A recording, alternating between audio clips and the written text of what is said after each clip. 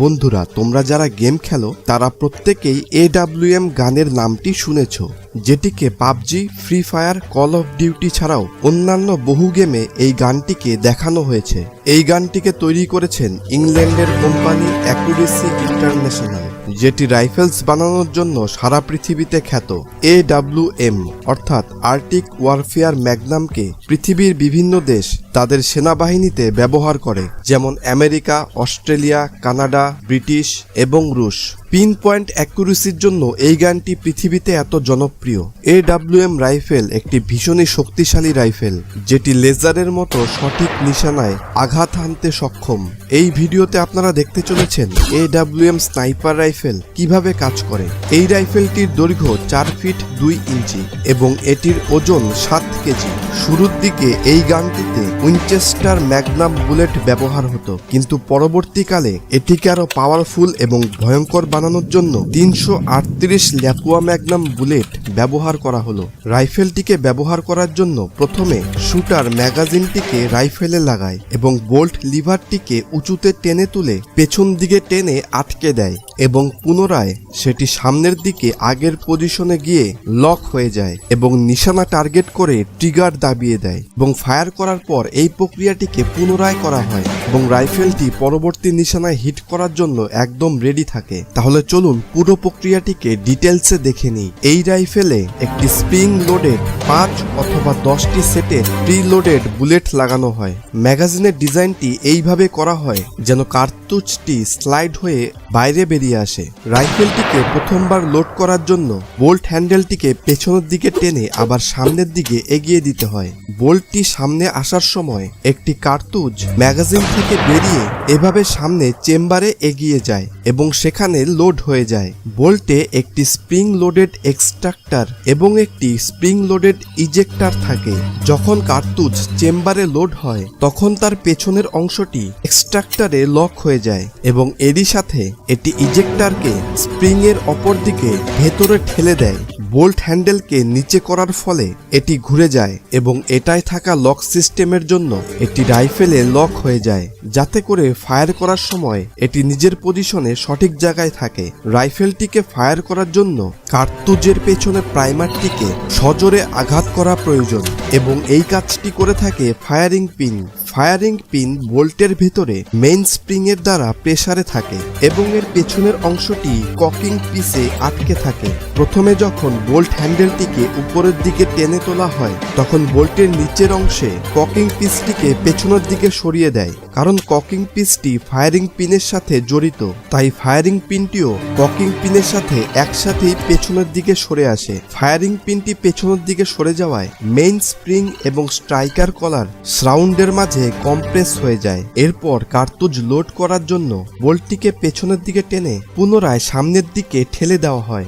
যখন bolt কার্তুজ load করে আবার ওই জায়গাটিতে ফিরে আসে, ককিং পিস সিয়ারে আটকে যায় এবং হ্যান্ডেলটিকে নিচে করার পরেও ককিং পিস পুনরায় ফ্রেমটিতে যেতে পারে না। রাইফেলের এই পজিশনটিকে ককড পজিশন বলা হয়। এই পরিস্থিতিতে সিয়ারকে যদি তার নিজের অবস্থান থেকে সরিয়ে নেওয়া হয় তাহলে ফায়ারিং পিন মেন স্প্রিং এর দ্বারা চাপের ফলে কার্তুজে আঘাত হানবে এবং রাইফেল থেকে গুলি বেরিয়ে যাবে, কিন্তু সিয়ার নিজে নিজেই সরে না। সিয়ারকে তার নিজের অবস্থান থেকে সরিয়ে নেওয়ার জন্য ট্রিগার মেকানিজমের ব্যবহার করা হয়। AWM এ 2 স্টেজ ট্রিগার মেকানিজম লাগানো হয়। প্রথম পজিশনে ট্রিগার শুধুমাত্র একটি স্প্রিং এর প্রেসারের জন্য লক থাকে, আর তাই এটিকে সহজে প্রেস করা যায়।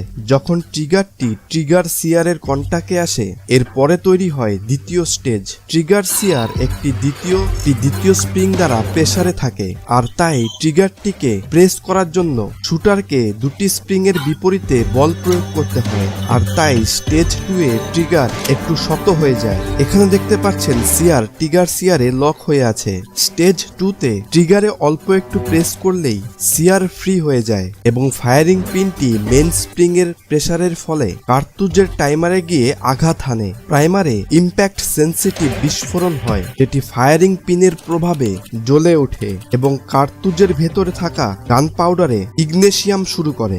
গান পাউডার জ্বলে ওঠার জন্য ভেতরে প্রচন্ড গরম গ্যাসের উৎপত্তি হয়, যার জন্য প্রচন্ড প্রেসারের তৈরি হয়। এই প্রেসারের ফলে বুলেট ব্যারেল থেকে বাইরের দিকে ছিটকে চলে যায়। ব্যারেল যত লম্বা হবে, গ্যাস তত দূর পর্যন্ত বুলেটের উপরে প্রেসার ক্রিয়েট করবে, আর এজন্যই বুলেটের গতিও এত বেশি হয়ে থাকে। ফায়ারিং করার পর শুটার বোল্টটিকে উপরের দিকে উঠিয়ে পেছনের দিকে টেনে নেয়, যার জন্য ট্রিগার রিসেট হয়ে যায় এবং এরই সাথে সাথে বোল্ট আনলক হয়ে পেছনের দিকে সরে যায়। কোকা এক্সট্রাক্টরের সাথে আটকে থাকার জন্য বোল্টের সাথে পেছন দিকে যেতে থাকে। অপরদিকে ইজেক্টর পিন স্প্রিং এর বিপরীতে থাকার জন্য খোকার উপরে বাইরে থেকে বল প্রয়োগ করতে থাকে এবং যখনই খোকার বাইরে বের হওয়ার জায়গা পেয়ে যায়, ইজেক্টর পিন এটিকে বাইরের দিকে ফেলে দেয়। ইজেকশনের পর বোল্টটিকে যখন আবার সামনের দিকে আনা হয়, তখন বোল্ট অপর একটি কার্তুজকে চেম্বারে লক করে দেয়। এর ফলে রাইফেলটি